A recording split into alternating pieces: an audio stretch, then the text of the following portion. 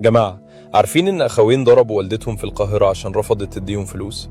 أيوة، سمعتوا صح؟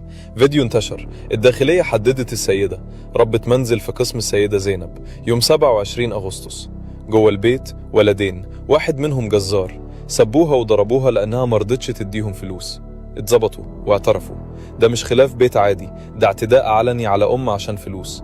الست قالت لأ، والرد كان ضرب. الفيديو هو اللي حرك الموضوع. من غير الكاميرا كام حالة زي دي بتقعد جوه الحيطان ومحدش بيسمع. يا جماعة، الأم مش خزنة فلوس، والابن اللي بيمد إيده عليها مش راجل. لو ساكتين على المشهد ده، العنف جوه البيت هيفضل يتكرر قدامنا كل يوم. لو عايز تعمل حاجة حقيقية وتبدأ حركة، فولو الصفحة دلوقتي وسيب كومنت تحت عشان الخوارزمية توصل لناس أكتر. شارك البوست مع صحابك وفعل الجرس. لو عايز تدعمني، اشتري لي قهوة من اللينك اللي في البايو. والأهم حبيبي، اعمل حاجة حقيقية. اكتب بوست، اعمل فيديو بوجهك، اتكلم، وشارك المحتوى ده بقوة من غير ما تستأذن حد.